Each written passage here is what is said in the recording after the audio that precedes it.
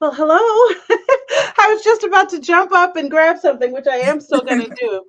But first, I want to say hello and welcome. Wait, trying to figure out which side. The mirror always shows the Right. opposite, but Yeah. welcome to the Rebirth Experience with Coach K and Charlena Anita. Um, Happy to be here with you guys an hour later than our usual time because some things came up and to talk about our topics today. And Charlena, I want you to share your beverage in your morning because I have to grab something over here that I really want to show. Just a great thing for everyone to keep in mind if you're visiting someone, if you choose to, if you're visiting someone staying at their home. I want everybody to see what my house guest gave me. I'll be right back. Go on, Charlene. So my beverage for today, I'm doing something a little different. I am doing a clearly Canadian. I'm going old school this morning. Like, well, actually it's this afternoon, but back in the I want to say 80s, ooh, 70s or 80s. Don't say 70s. Don't do that to yourself. I'm trying to listen. I have to think. Was it before high school? After high school? I want to say it was the 80s. No, okay, Were you drinking in high 80s. school? No, I didn't. I didn't start drinking until I was in college. Oh, I was.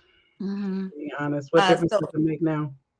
I want to say it was the 80s. So it was before I got married. Or the 80s. Do you remember Clearly Canadian?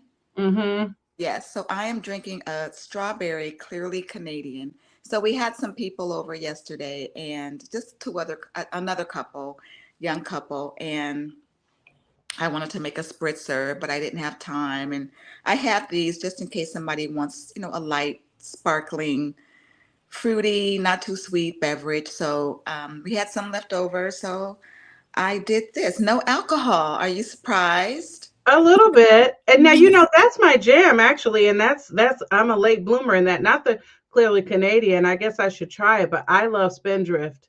I love the Spindrift brand.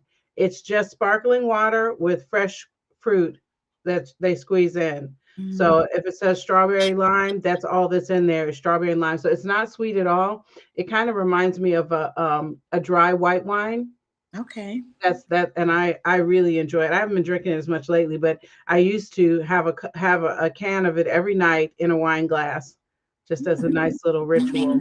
Rituals can be so supportive. Since we're talking about supportive things today, can be so supportive. Um, What is your beverage? so I have my usual coffee, and what I want to add to this is I'm a little sad. I'm a little sad about it because Um, I made my own creamer.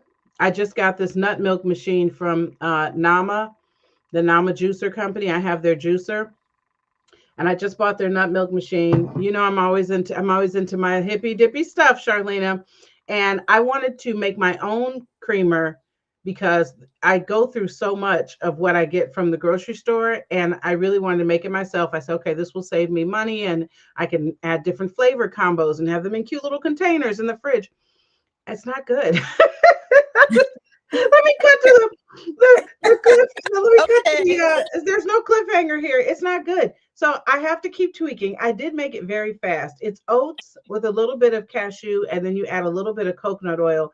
And for someone Mm. like me who knows these things, that's a great combination. Something else is just wrong.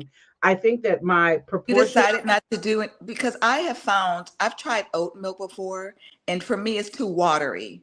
I prefer almond milk. My favorite actually truly is soy. I love soy. That's the Adventist upbringing in me. But I like almond. I think it's richer than the oat. I just find oat to be water. I tried some banana milk once. Have you ever heard of that? I have heard of it before and I'm not scared of it, but I don't know that I would purchase it out when I could just make. Yeah, I don't know that I would you know what? I might like banana milk depending on what it was in. I'm not going to put it in my coffee. I'm not just going to drink a glass of that, but as a smoothie base it could be good, or in like oatmeal, it could be good. And that's the thing people forget is sometimes it's not that something is bad, you're just using it in the wrong way. And we want to throw the whole thing out but it Yeah. could be that you just need to mix it in with something different. Now, oh, believe it or not, Charlene, oat milk is actually outpacing almond and everything else. When you order it at coffee shops and everything, it's over. Also, oat milk is actually creamier when done right. You need to use more oats and less water. So that's why I Okay, said I know so some of this is my proportions. I'm not at that point of making any of that. I'm I just know, no, because almond milk is very watery. I'm like, it's creamier. I don't think so at all. I actually bought an almond base and not the pre-sweetened ones. It's just an almond vanilla creamer. And I actually like it. I don't find them to be creamy enough for me. I'm actually hooked on one brand by Silk, the oatmeal cookie one, or Okay. the I Silk can't do creamer. the sugar.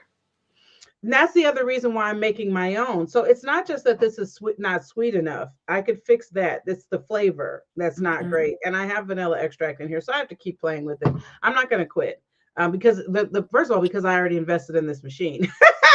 Well, I want to talk to you about your juicer because I'm Yeah, looking to get a juicer. I just want to make my own. Now that I will do. I like yeah. carrot. I like ginger. I like beet. I'm willing to do kale and whatever. I want to get but I want a good one and a You need cold the weather. Nama. You need NAMA. The Okay. Nama juicer is the only way to go at this point. It's the Okay. only way to Can it go. will it do ginger without getting clogged and So this is the reason why, and it's not even complicated. It's easy to clean. okay. It's a low maintenance piece of machine in general, and it's a dump and go, which is how the nut milk machine is, and that's why I got it. You dump everything in there, you push the button, and it makes it and it stays closed. Like you can walk away, especially with this nut milk machine. It's on a timer. It shuts off when it's done. And then I lift the lever and all of the liquid comes out into the pitcher. The Oh, old juicers, you had to stand there and keep feeding ingredients in. You're there all day. With the Nama juicer, for the most part, you can shove things in there. You don't have to close them up. You don't have to chop them up very small, so it's not as much prep. And those are okay. the What two does that things. run about? It's gonna run you, baby, about $400. Okay, it's not gonna be cheap, but it has a long warranty. It lasts forever, and it lasts you a good long time. And I think they have good customer service, but we'll see because I'm missing a part from mine that now that I'm gonna have to How long order. have you had it? 2 years. Okay. Yeah, I broke a piece of it, so I may replace one of the other pieces. It's not going to keep it from not working, but depending on the cost, I may replace the main basket thing. Um, but it's a wonderful machine. It's a treasure and a joy to use it. And Mhm. having a juicer is anybody could just you got your apples are a little too far gone to eat. Make it into juice. Throw that juice into something else you're making, and you can do a hard rinse on the juicer and reuse it, honestly.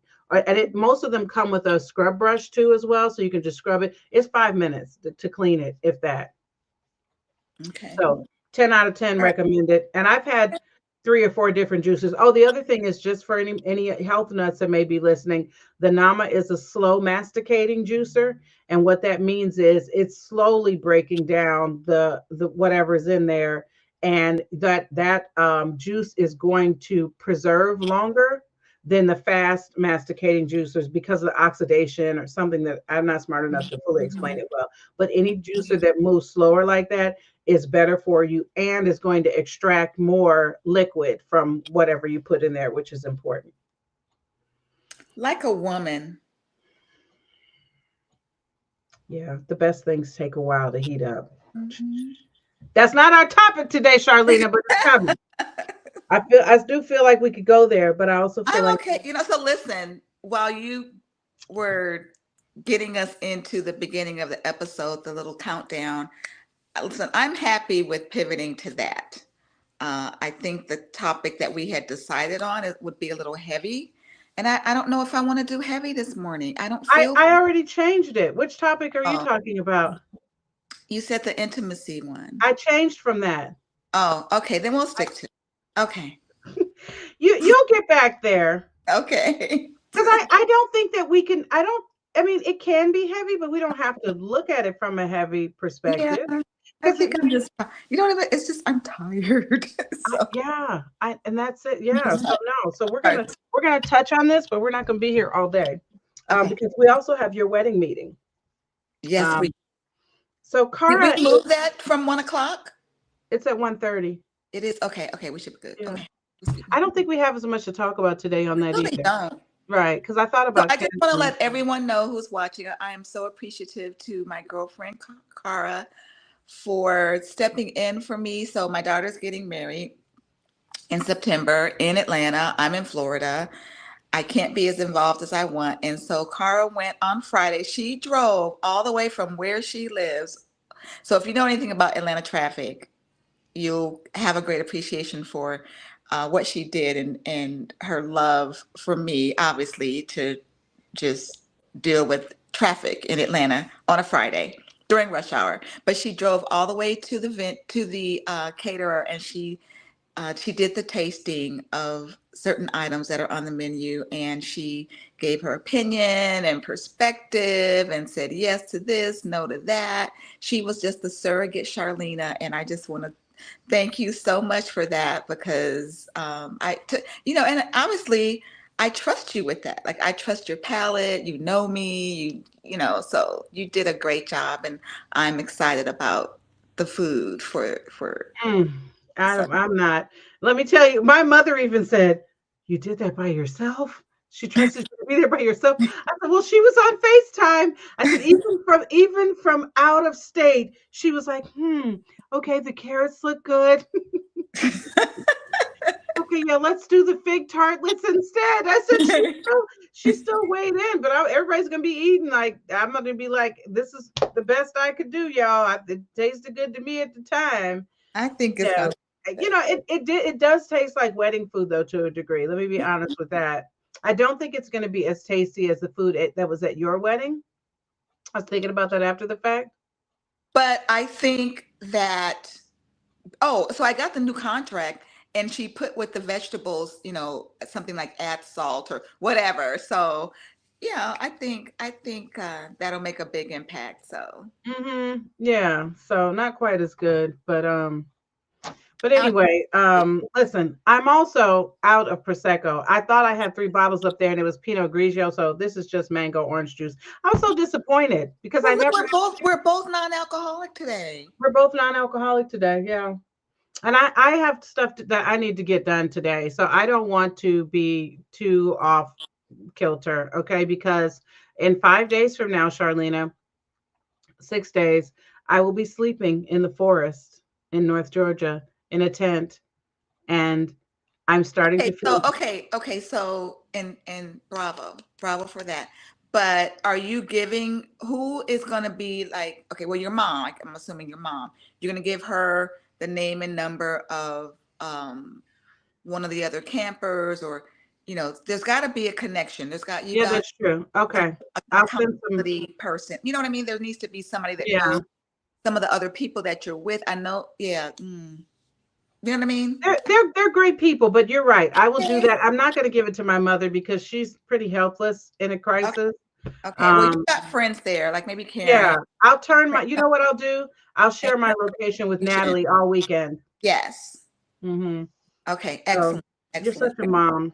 But I'm more worried about, I don't know, just being uncomfortable. What if my sleeping bag's not warm enough and I'm cold? And she keeps telling me, go sleep in your backyard. Like put the tent up now and practice. And I'm like, if I'm so scared to do that here, how am I going to do that in the woods? But and this But you have actually, other people around you. there'll be other people And around. you won't, yeah. And maybe somebody else might be the bear's first choice. And we have all the provisions against that. So I'm not speaking that. But I did spill a little coffee in my tent, and I'm trying desperately to get the smell out because any food odor. So I have to work on that today when we're done Something with that all has these some calls. bleach. Something that I has did that. bleach. I must be missing a spot because I need to what I You actually have need a to do. so get a spray bottle and do maybe like 1 part bleach to 3 to 4 parts water and just spray it in there, mist it all over the place and let that hopefully that Yeah. Oh, And I that's have the good. fantastic. I think I just missed the spot because I tried to do it on my kitchen table or whatever, and I need to set the tent up Right. and wipe it out that way. So I'm going to do that and then make sure that it's all done. So, but I'm looking forward to it, and that it actually does tie in with our topic a bit today because um, preparedness is one of the things that I've been starting to work on a little bit, and that's kind of what I wanted to chat about a little bit, and we don't have to stay on long, but I know this is a bit of a pivot from where our heads are right now. However, I'll start it with what I told you the other day. So there's an older woman that I know who told me that, who called me to ask me one thing, but then felt it on her heart, so to speak, to suggest that, to tell me that basically I need to sell everything and run for the hills right? Because she said that probation is closing. Um, there's a Sunday law coming. Everything is going to happen fast. And I shouldn't be in this particular home at that time. That I needed to sell everything and take my mother, my 83-year-old mother, and my 14-year-old son and run for the hills. And that just, it did, thank God, it didn't trigger me at all. But one of the things that you and I talked about, and I talked to Natalie about this as well, is even though we have kind of freed ourselves from that construct, sometimes people can say things to you and it brings the programming back. And you're like, am I in the ark of safety? Am I okay? Am I going to miss something? Because I can remember, Charlena, in my worldly days before, I don't feel like I'm in my worldly days now. I feel like I'm in the truth. But when I was out of church, when I was younger, I felt like I'm worldly. I'm going through a worldly phase. There was a part of me that felt like I'll hear the news. I'll know things are going on. And that's when I'll go run back into the church. But I don't feel the call. I feel like they're trapped. If I'm being honest, I feel like they're the ones that are trapped in that construct, not getting real tools, on how to support them. I would have more respect for the messaging that I know is likely happening in some circles if they were actually giving people hands-on tools. Like, we believe we're in the last days. We believe that we may have to run for the hills. Come out on Sunday and learn some survival skills. Come out and learn how to can foods, how to dehydrate foods, learn some gun safety. God's people in the Bible had weapons, right? But there's none of that. It's all just the fear with no actual preparation. And I know Pathfinders is probably the last type of preparation anybody got, but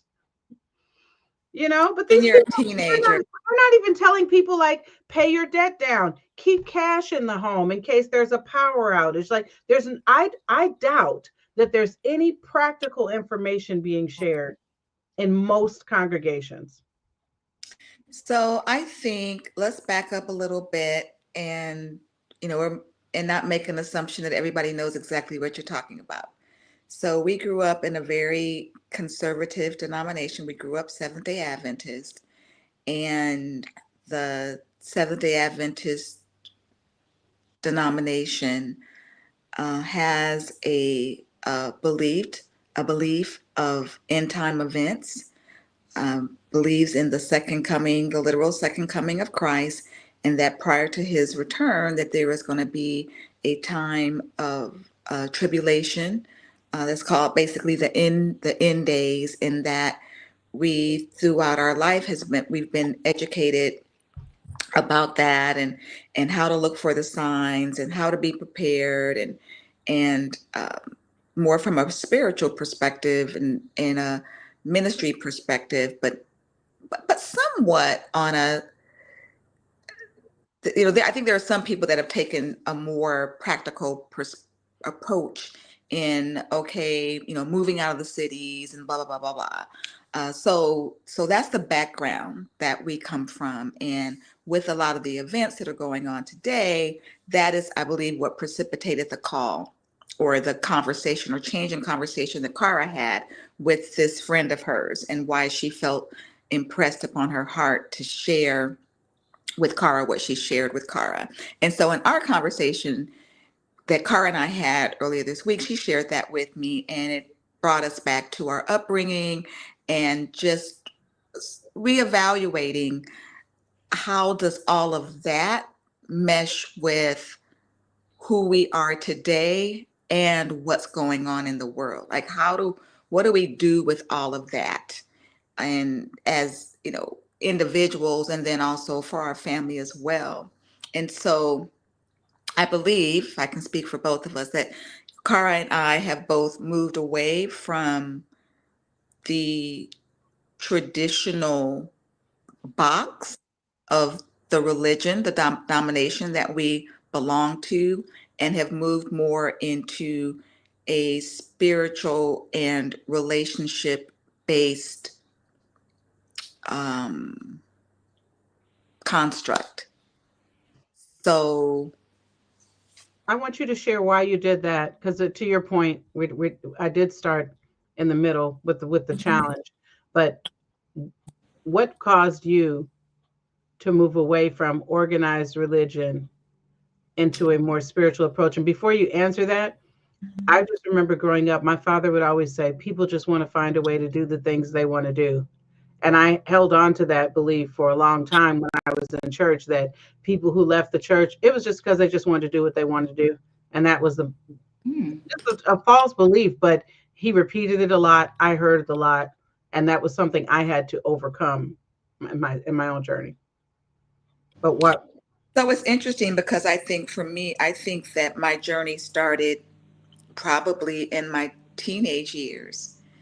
And I think I want to attribute it to two people. One was my father, who taught me to think, and one was actually a Seventh-day Adventist minister, James Doggett Sr., who was the pastor of the Berean Seventh-day Adventist Church when I was a teenager. And I remember he did this series on principles versus rules, because a lot of traditional Christian denominations are based upon following rules, and they don't really teach the principles behind those rules. And he did a whole series on that. And that seed that he planted in me stayed in me, and it really impacted my Christian journey. And I became less deeds, actions, rules, church doctrine driven, and more spiritual relationship driven.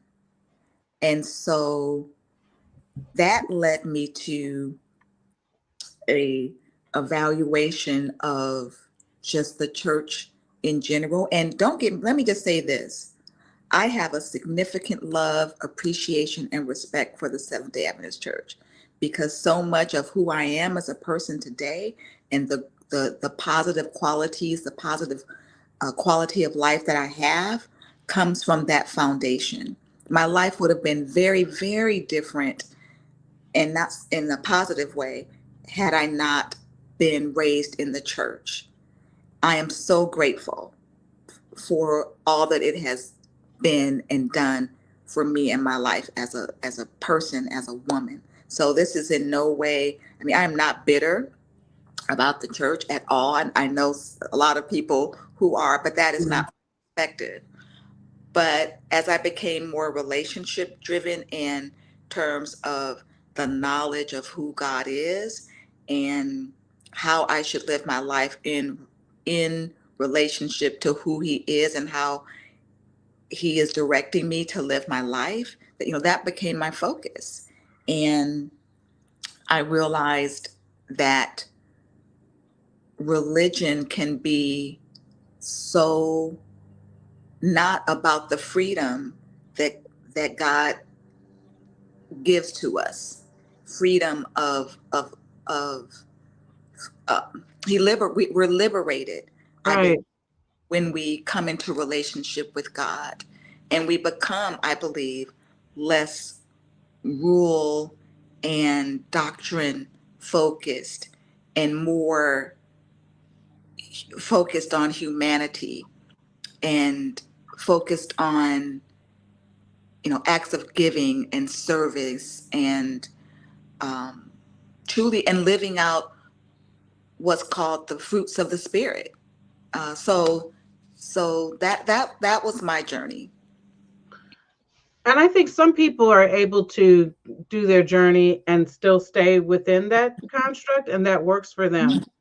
But much like you, I do have great childhood memories growing up Seventh Day Adventist, and um, I think that's why some people feel like, I was just talking to a young lady on my hike yesterday. She worries about the fact that she's not as involved in church. What will her daughter have?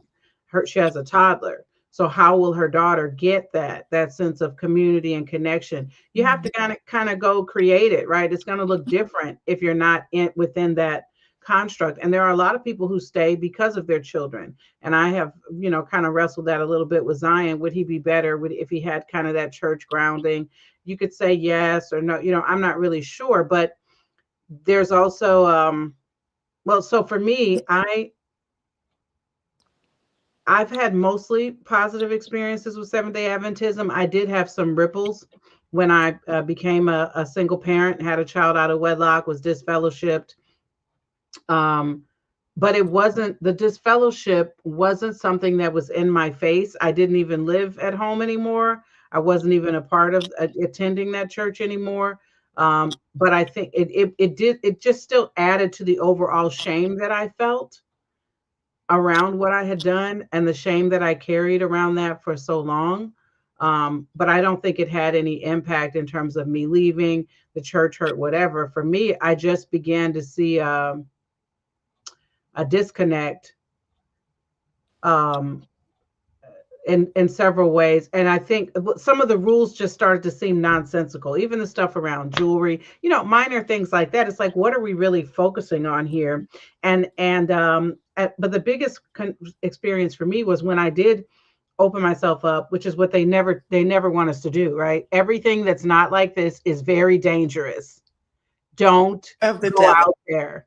Yeah. Because it's dangerous, and basically we won't be in control anymore, and there's no self-trust.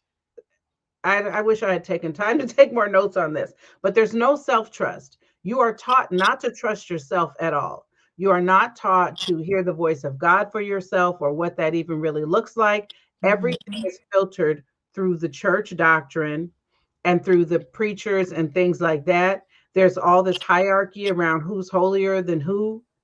And it's just so much of it can be very, very disarming and destructive. But I think that's the biggest thing, is that people aren't taught to hear God's voice for themselves. You're told things like have your own relationship with God, but nobody tells you what that looks like, because you can have your own relationship with God, but at the end of the day, whatever happens needs to tie back to this doctrine. It can't ever be anything outside of that. And it started to affect me. Like, I felt like I couldn't participate in Adventist discussion groups, whether it was Sabbath school or something else, because I would read it and get a totally different impression. But then when I would share it, if it was off the beaten path, which my thoughts always tended to be, people just looked at me like, why isn't she just agreeing with the author? Well, this is a Sabbath school book written by another human. I read the same scripture. I don't get that impression. And so I don't want to argue with people. So it caused me to just kind of shut down. I stopped going for that reason. And I think some people enjoy all of that kumbaya. And even if they have a different divergent thought, they don't want to share it.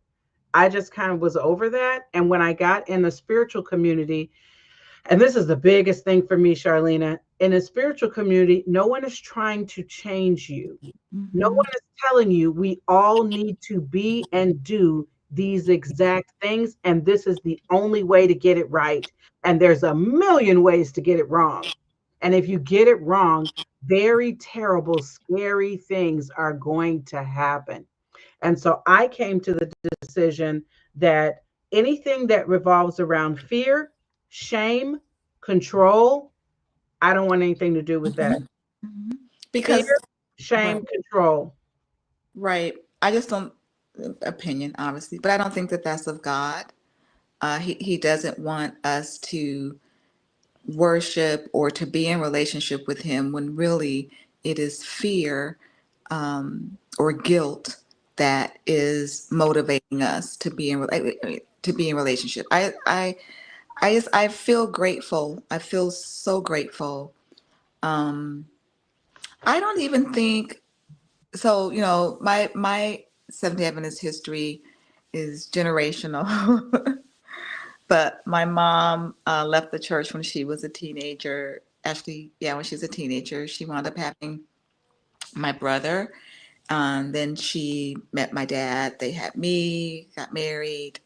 Um, she did not get reconnected to the church until she sent me to an Adventist school, Glendale Academy, that she always wanted to go to when she was a girl.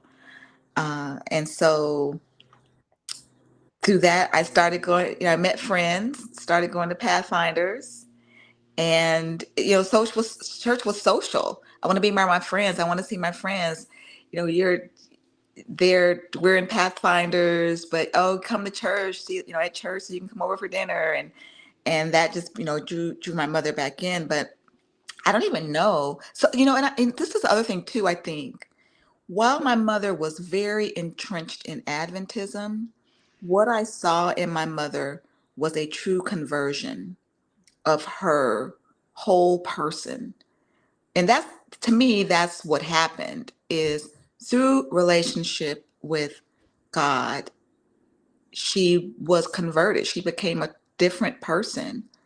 And I think through seeing that and realizing that that is what had happened, that it wasn't so much the church and all of these things that the church was telling us how we should live our lives. It wasn't that caused her to change. It was the relationship that caused the change. And so I think because that's what I saw and realized, I think that's why I became more relationship based and more focused on relationship. And and then again, in terms of my thought process and being taught to think, I just I and through relationship, I just believe that God is so much bigger than the box that we put him in religion. Mm-hmm. And so many times religion teaches us that there is only one way, and if you don't follow that way, you're going to be lost. Everybody who doesn't follow this one way is going to be. I just can't believe that God is so small that he's going to say everybody on this earth needs to follow this. And if you don't follow this, you're damned. I just don't believe that. I don't. And I think that one of the issues that I have with what she said or what people say and using the fear is that it's very judgy. It's like before I even get to know you, we were talking about this. I think there's something we were Yeah, talking about. I said, Jehovah Witnesses came by my house last week, by the way, and they put a little pamphlet in the door. But the biggest one of the biggest challenges I have with Christians. Remember, I said to you, people in the Bible Belt love to say, "What church do you go to?" It's like an introductory question, and it's very invasive and very rude, in my opinion, because you're not trying to get to know me. You're trying to categorize me and then make a decision from there how we're going to interact. And if I tell you that I go to some church, any church other than yours, you're going to invite me to come to your church. Well, why should I come to your church? And there's no understanding there's what understanding people don't where I'm believe, at.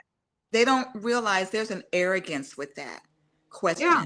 yeah. There's an arrogance because I'm trying to size you up to see what category you're in. If you're in the same category as me, then we can be peers. Mm-hmm. But if you're not, then I need to save and convert you. How dare you? You know nothing about me. Nothing. And You if you reject it, they're going to write you off. You are immediately, I can't think of the right word for it, and I thank God for that because it's been removed from me, but you're one of the bad people now, basically. So they're going to put you over there. And I had a friend like this, Facebook, and an acquaintance in real life, but she's very staunch in her. She wasn't Seventh-day Adventist, but there's a lot of conservative Christian faiths, and as soon as you don't talk the same churchy talk that they talk, then you are an outsider, and it's like they feel like they can't associate with you. And let me say this, Spiritual people never do that. There's so much more love, acceptance, whatever the opposite of shame is in Mhm. spiritual communities. No one is seeking to change you. I can sit in a circle of my spiritual sisters and we all believe slightly different things. We just had our bi-monthly call this morning at 8 a.m. No one is trying to change anyone. I'm not trying to convince them to do exactly like I do. Some of them believe in things that I don't think I could ever touch, like their ancestors, and they talk about their ancestors being with them and things like that. That I think because of my religious upbringing, I told my spiritual mother, I just don't know that I could ever get with that. She didn't Mhm. say, "Oh, I need to call her right away. I'm worried that she's not catching on." There's Mhm. no pressure towards groupthink, and religion is all about groupthink. Mhm. And I remember at the small church that we both used to be a member of here, there was a guy who would come into that morning Sabbath school, um, and he was a white guy from some neighborhood nearby. He always had very different views. And they would get so aggravated, Charlena, that he had a different opinion. You could tell the facilitator would be like, ah, Bob's taking us off track again. Oh, you shut up. They just want to stick to their prompts. I have these things, and it's funny because I can remember I was at Decatur. I'm going to say that church name out Mhm. loud. I was a member there for a while, and this was years ago. And there was always arguing going on. Like they were arguing about the AY youth program, and that it should be at a certain time, and why they couldn't get the youth in. And the Pastor Knight at the time was trying to encourage them to think differently. Let's take it to the streets. Let's go out to the youth.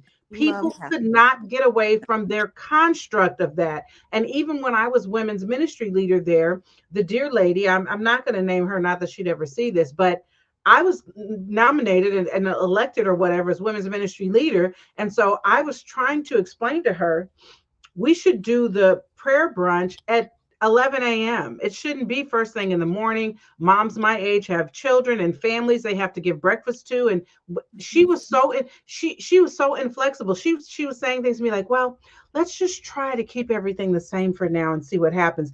And what I realized is, Charlena, I was just a figurehead. They gave her to me as a support person, but she was Mhm. really there to make sure that I stayed on the dotted line of the list. I was not supposed to come in with any type of innovation. I started doing like prayer in the park on Friday evenings to accommodate the people who weren't going to come on Sunday morning. But there was so much paperwork to present that before the board so people could approve everything I did. No.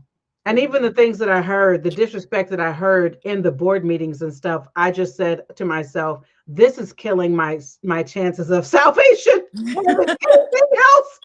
Every moment I sit in here, I'm further from the light.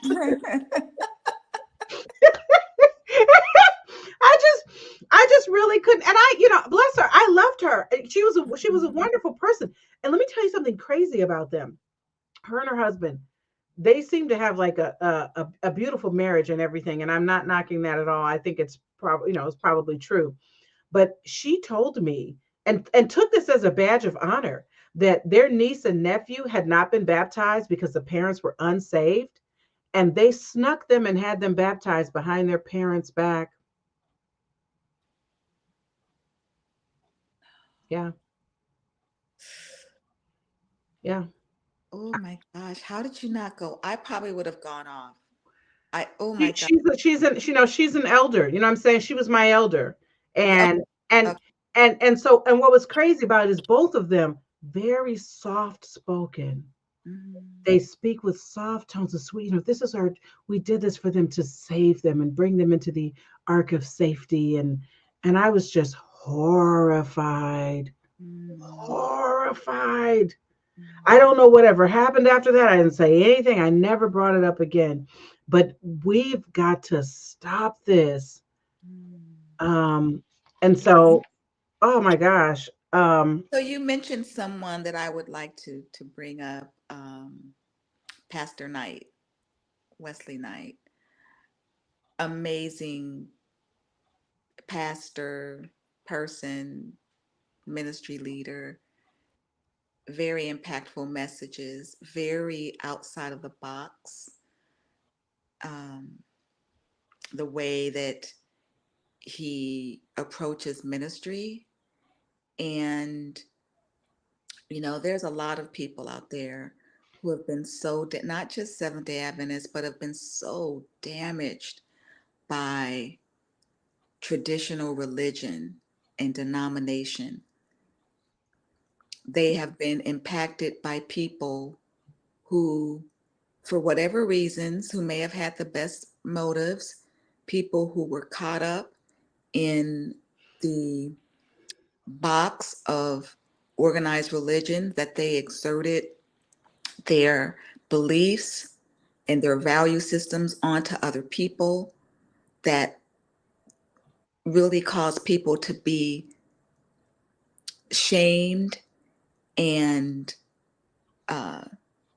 guilt ridden, and have caused people to leave the church, and not more than leave the church, but reject God, believing that if this is who God is and what God is about, I don't want to have anything to do with it. And Wesley Knight did an amazing sermon on, he broke down and called out the church, the denominations, the religious bodies that have hurt, uh, alienated. What did you say that they did to you? What is it when they call they Disfellowship. disfellowship? He called out the church for all of the damage and hurt that is done in the name of religion to people, and he apologized Mm-hmm. for That's true. that. That was a series. Yeah. Yeah, it was a beautiful, beautiful sermon series. And so, I just want to encourage, if there's anyone out there that's listening to this message and you experienced hurt and pain and guilt from a person, from a church, from a denomination in the name of God, I just want to encourage you to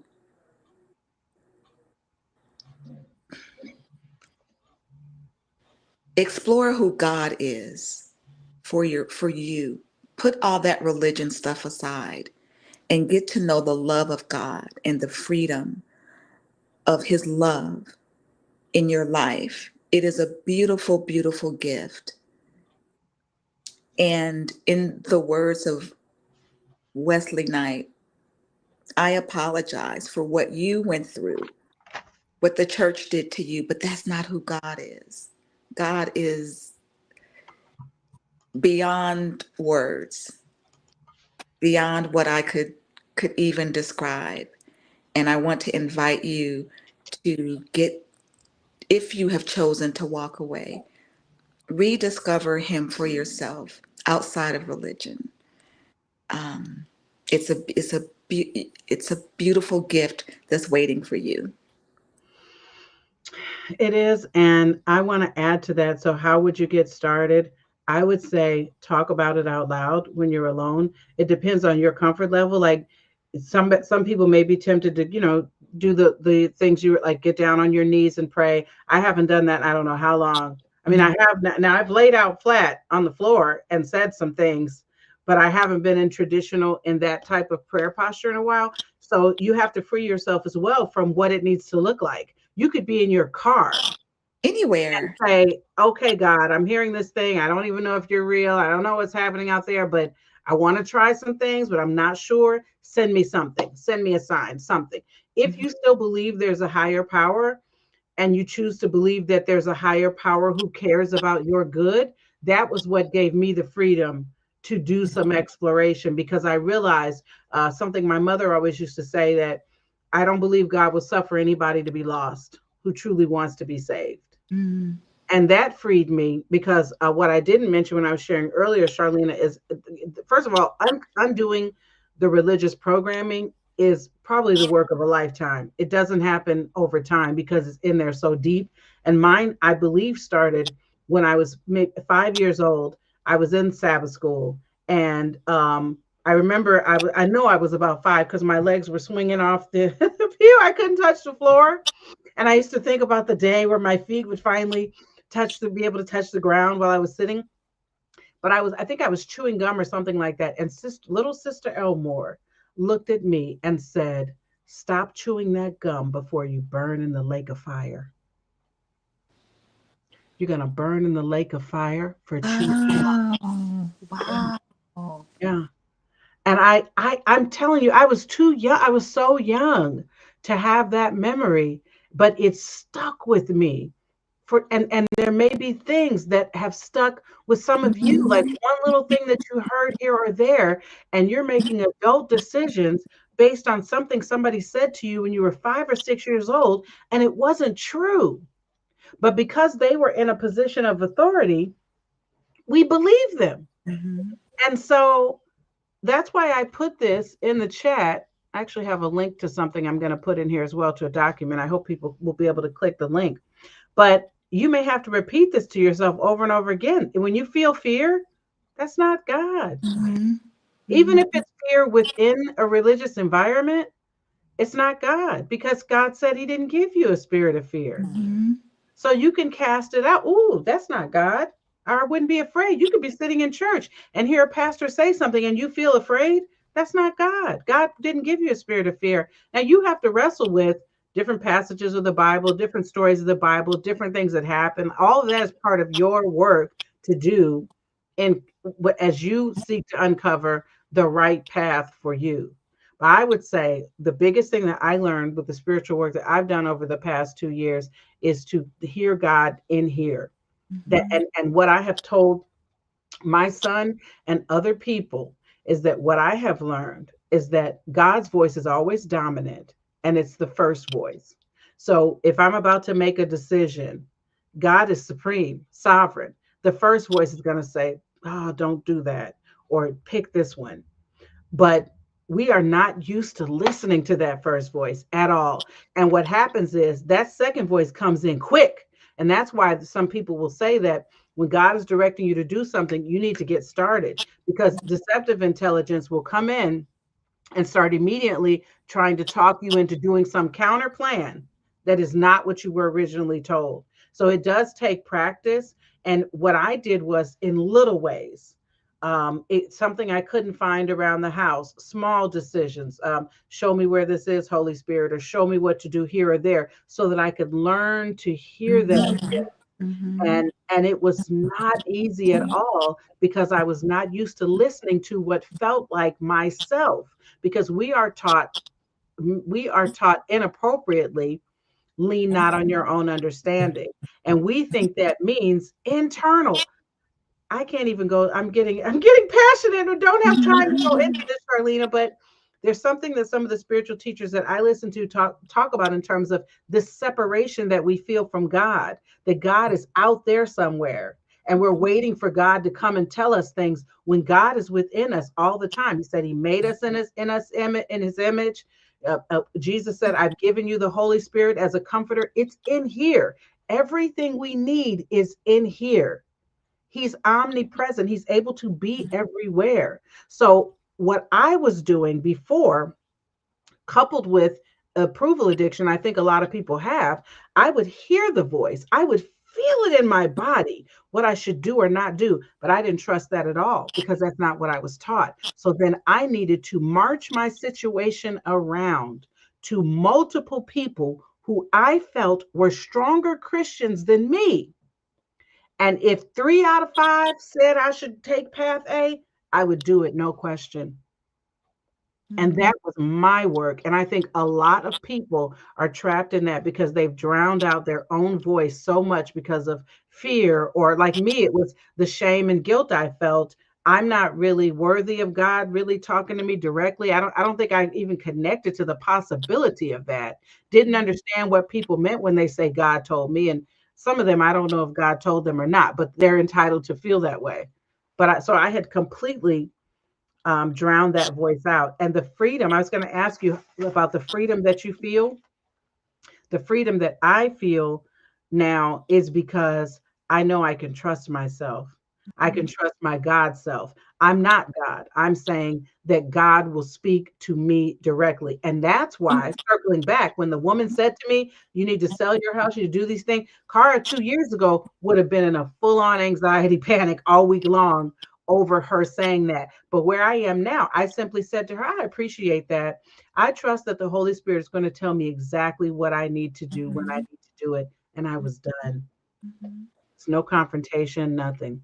Yeah. I thank you for sharing that. I think that having the ability to hear God's voice truly starts with removing all of the things that hinder us from hearing his voice, which is, I'm just going to say it, all the bullshit that we've been fed over the years. We can, you said something, what your mom says, basically that, and we say God, spirit, whatever you want to call that higher power, if you believe in it. I don't think that the higher power wants us to be lost. And to me, lost isn't, oh, you go to hell. Lost is true separation Mm, from that mm. that power, that spirit.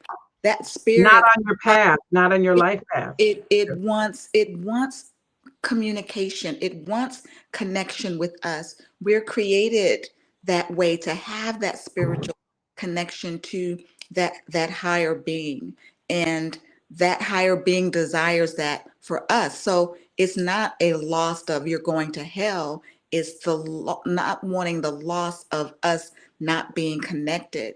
And so really Mhm. all we have to do is have that desire, because that spirit, the higher power, is waiting to be connected to us. We're the only reason why there is no connection.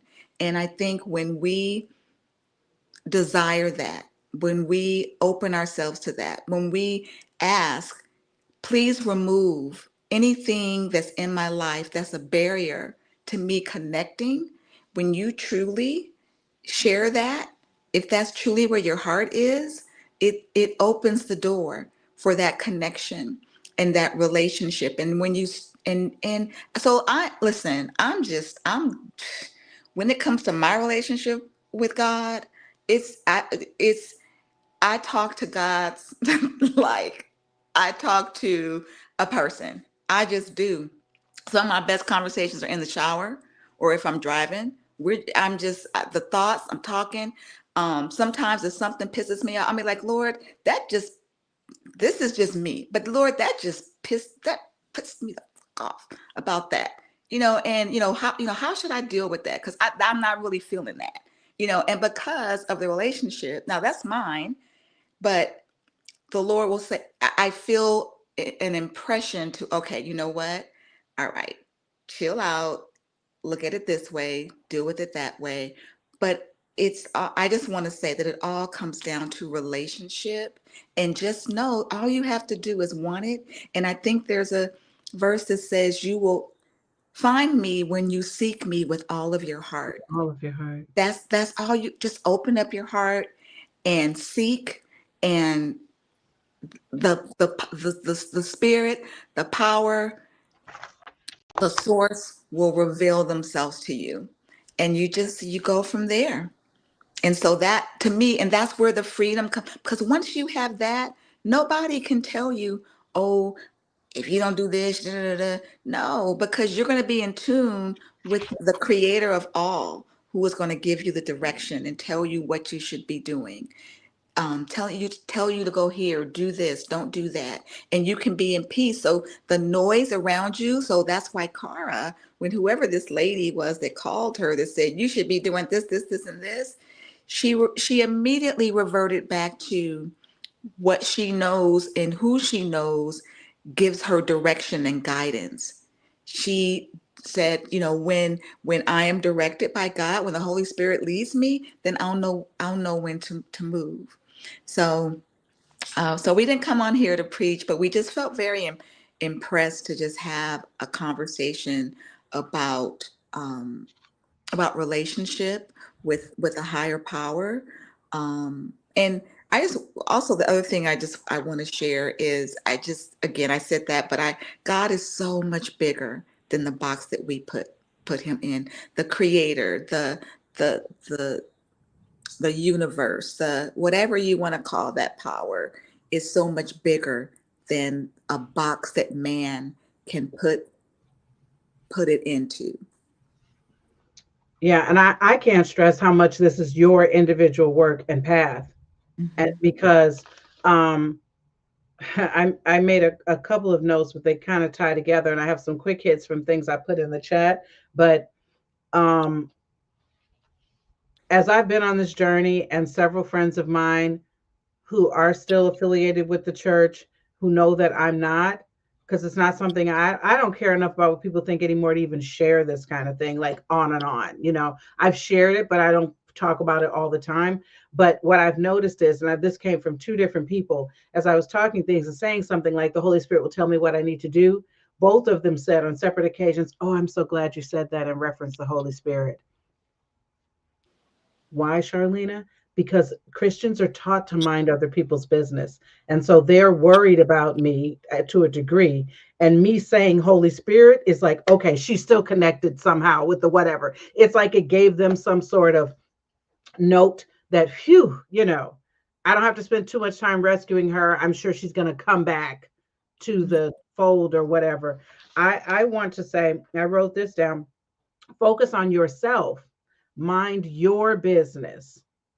um, I find, and this is an opinion as well, first of all, I don't think that Christianity really teaches us that. And I remember myself sitting in church, hearing these sermons, looking over at the person I was married to, like, oh, is he listening to this? I hope he's getting it. And I remember God said to me one day, are you listening to it? Did you get it? Have you taken a single note? We don't spend enough time focusing on ourselves and what we need to be doing in our own lives. And Christians right now are tearing the internet up and down, minding other people's business. They love getting on the gay posts, by the way. It's still anything about that, they'll jump in, they start dropping all these scriptures in the comments. It drives me nutty, because there are problems in your own life that are you're keeping a secret. And instead of you focusing on that, they're covering their shame with the cologne of scriptures, Mhm. trying to get other people to fix their lives when you know you have things in your own closet. And you can tell, because when you confront them on it, they bristle up. They don't want to address that, because in their mind, they're checking all of the big boxes. So it's The none of outer your business. boxes that other people can see. Yeah, what's behind this door is none of your business. And what I like about spirituality is, so far, in everything I've encountered, nobody's minding anybody else's business. And it doesn't mean they don't love you. And it doesn't mean that they want you to be lost or whatever that is. It means that they respect the fact that you are in your own process with God. And within the church, there is not nearly enough respect for the fact that I am in my own process with God. I want to say that I'm thankful for my mother. She sees me on this path and has said nothing to me and does not appear worried at all. So I want to pause and give thanks for that, because a lot of people who have older relatives around wouldn't be able to deal with it. My Mhm. mother has watched me not observe Sabbath anymore, not really go to church anymore. Her grandson isn't really involved. She hasn't said anything. Now that could be for other reasons, but there are people in your life who will hold space for you to kind of go through the wandering. She did tell me directly that she's not worried. I think she sees the spirituality in me and all of the changes that I've made in my own personal development, and maybe that's why she's not as worried. Let me point this out from the comments. Um, First of all, I want to pop that one up there. Free yourself of approval addiction and other people's opinion of your life. You can't do anything that we're talking about here if you're struggling with approval addiction and you care about what other people think about what you are doing Mhm. with your life. You've been free of this a long time, Charlena, almost to the point where I don't know that you fully relate to people who are still. I struggled with that for a long time. In my 40s, I would say I don't care what anybody thinks, but I still kind of cared. And I'm finally at a place now where I would tell anyone, this is my lifestyle, this is what I'm doing, regardless of what I was into.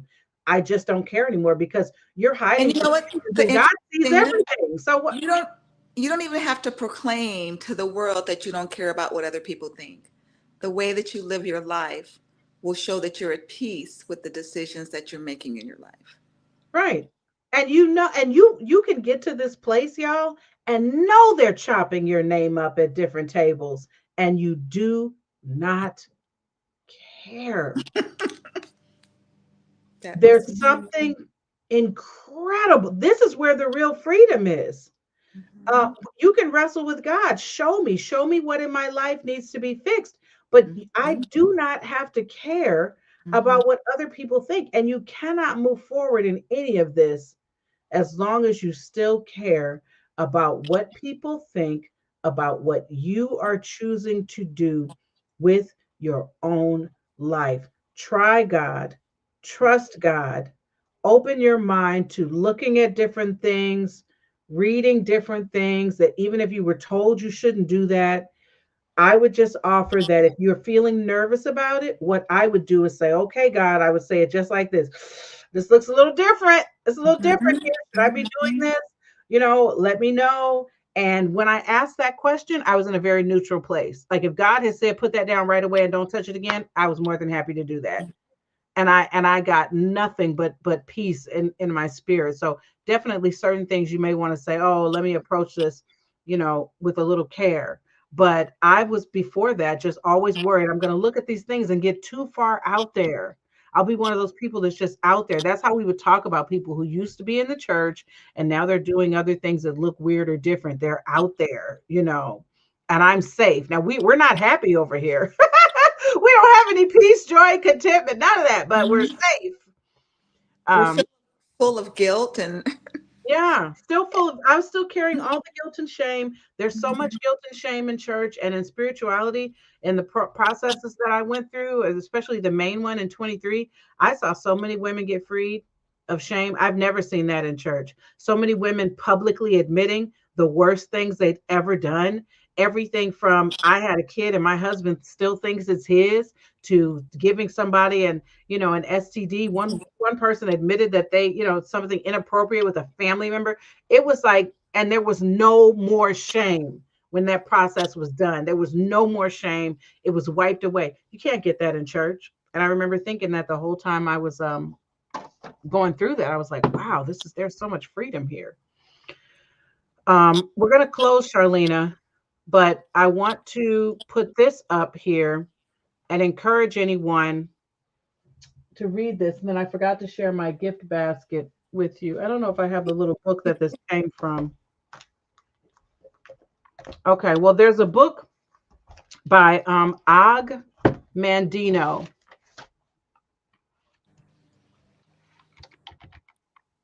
All right, and it's called The Greatest Miracle in the World.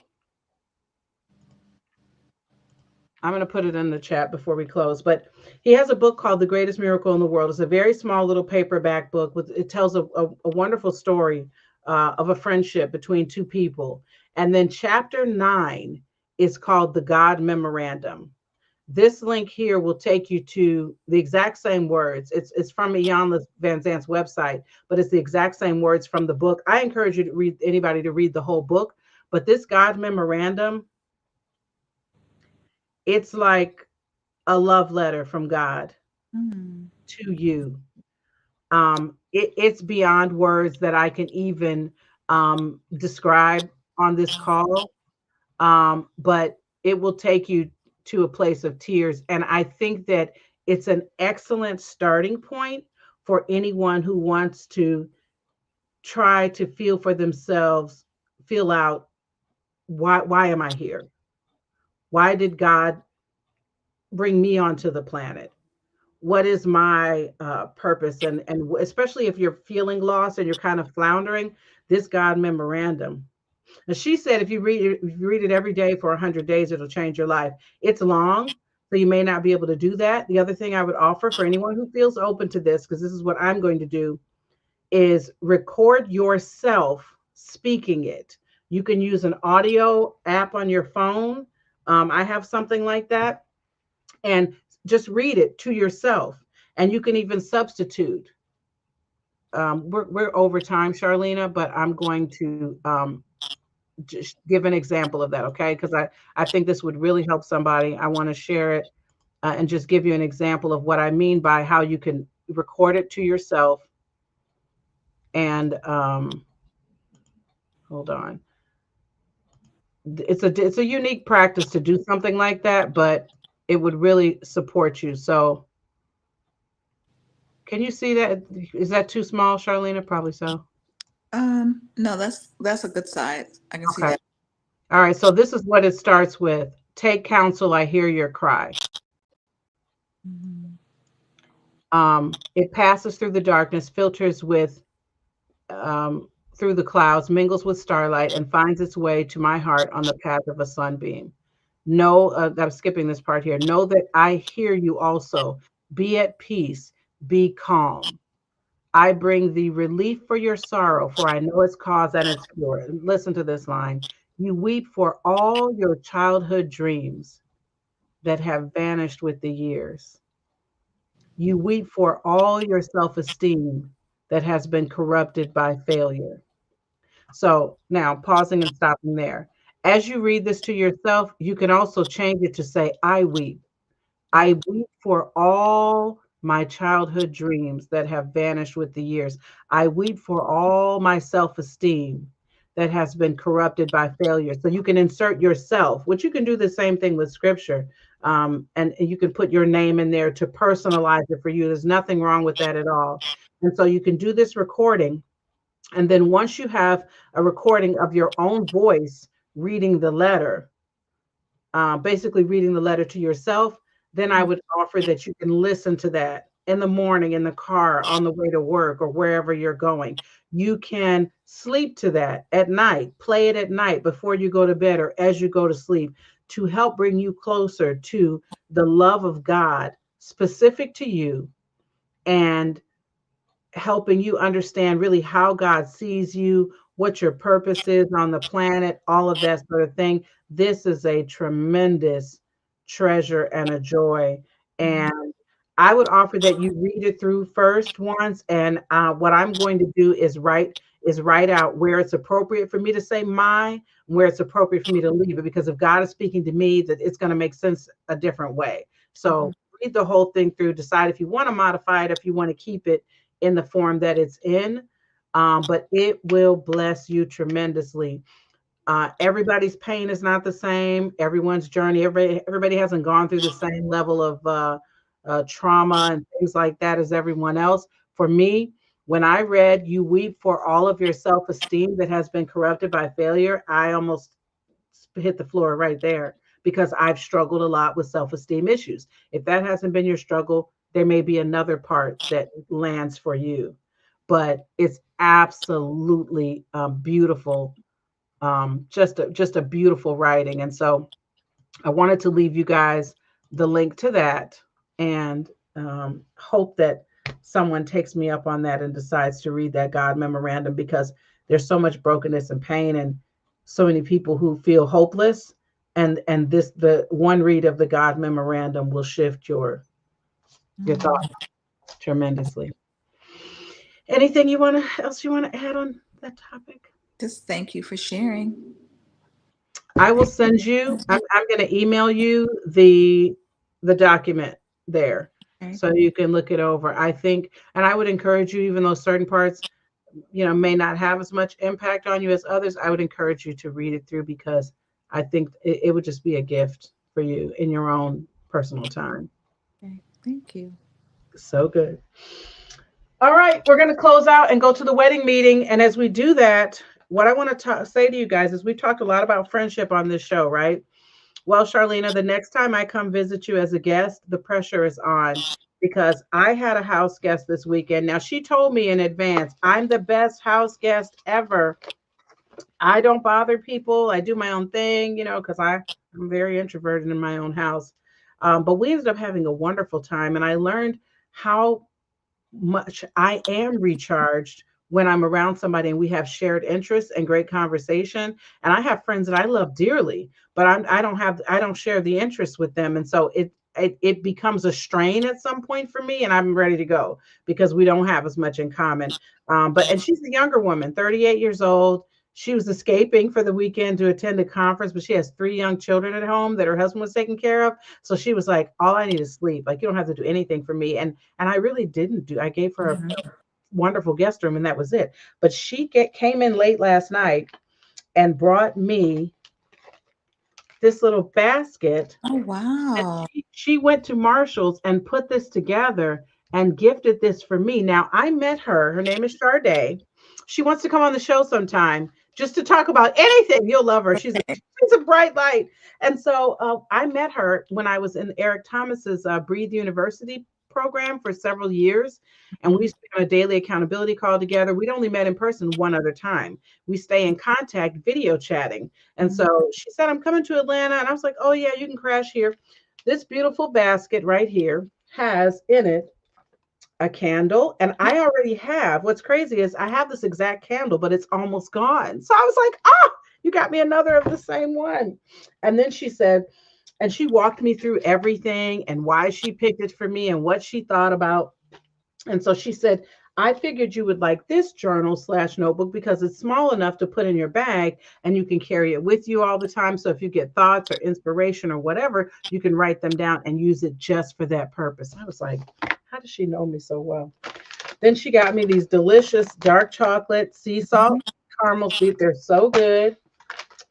She got me this wide brimmed sun hat for your hiking, and it will hold your braids in. But it's a to keep the sun off my face, That's right? nice. Isn't it? I was like, how could this be so perfect? Then Charlena, this is cherry margarita mix, baby. It's sucky now. Okay. Cherry margarita. Okay, so all the stuff is in there. I think I just add tequila or something to it and let it sit, and it's ready to go. That's exciting. And then in the very bottom, she just did a ton of these little they're mango ginger chews that are delicious. And she said that, oh, me and my dad love those, and I thought you would really like them. And so I just wanted to give Sade a shout out for this beautiful basket. And just want to say to anybody who lets you stay in their home, do something.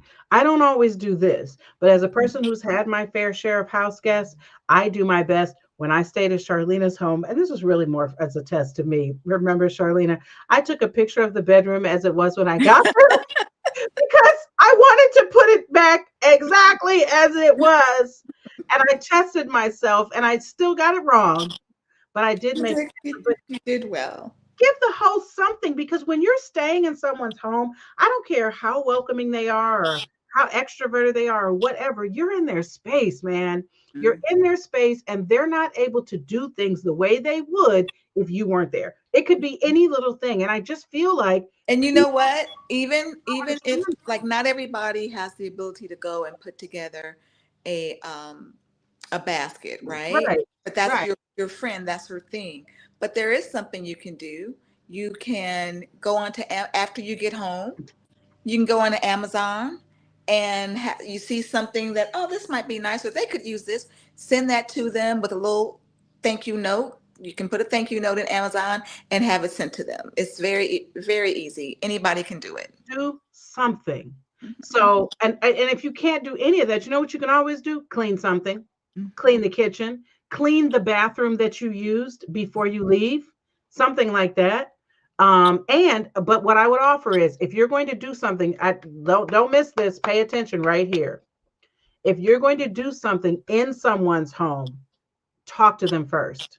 Don't just do it, because every woman in particular, well, this applies to men too, actually, has their own way of doing things. If they've been living alone for a while, they have their ways. Like my aunt does not like her bedding washed a certain type of way. She has rules. Strip the bed and leave it here because she has a housekeeper coming. Even if it comes to their bathroom, what cleaners do you use? I'm going to clean the bathroom. If they say, oh, no, you don't need to worry about that, you just say, yes, Yeah, I What I'm think you going to should do. do it. I I'm really, going to do yeah. this. I just need you to show me how to do it. Don't be lazy and go to someone's home and not want to do anything. Fix them breakfast in the morning if that's your gift. Make it according to your gift. It could be flowers. You guys make a stop together and you go out and you find a bouquet of flowers and you bring it in and set it up there. But do something when you stay with people.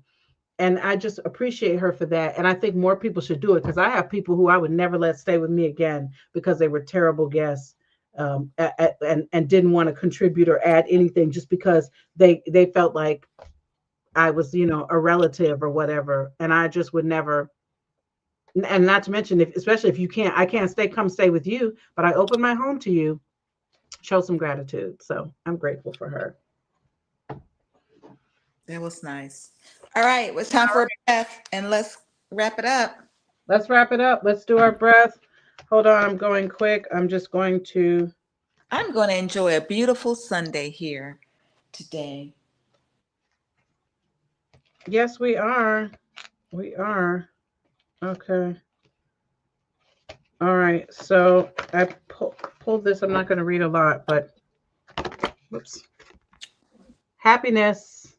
I am aware that being happy means I'm on the right path. So I trust that. I can feel feelings of happiness even if my life is not perfect. All right, let's get our feet on the ground.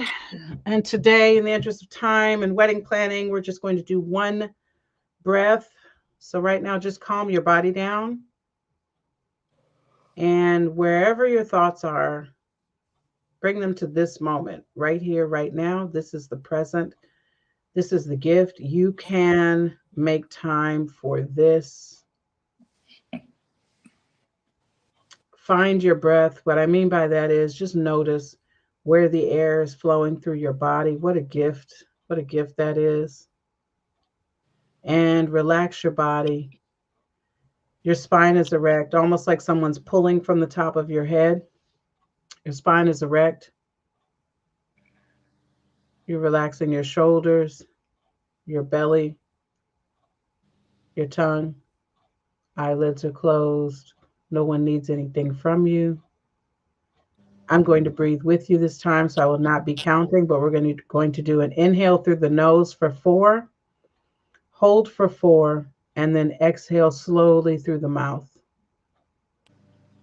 And we are inhaling.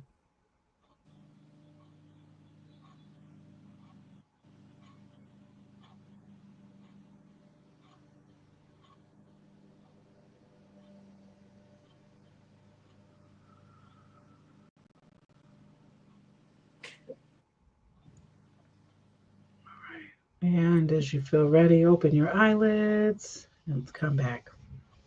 Your clock ticks behind you, so that helps. It does help me. I actually use that for counting, and I have another one downstairs in my sacred space that has TikTok too. So very exciting. Listen, thanks everybody for joining. I'm not sure we'll be here next Sunday because I'll be on that camping trip. Okay. So yes. I have some Well, thoughts. so this is what if you could do, well, I don't know, if you could do whatever you could do on your phone, just, just show us like a little bit. I think people would like to see that. I'd like to see it. I'm going to do some video footage and Yeah. stuff and a reel and So yeah, yeah. maybe you can do that. Like maybe if we don't do next week, just definitely video some of your activities, and then on the next show you can share your experience. Yeah, I have to confirm what time we're leaving from there. It's just that I'm going to be about 2 hours from Atlanta, so I don't know like what time I'll get home. Will I be exhausted? And so, but I'll keep you posted. Okay, darling. Bye. Bye.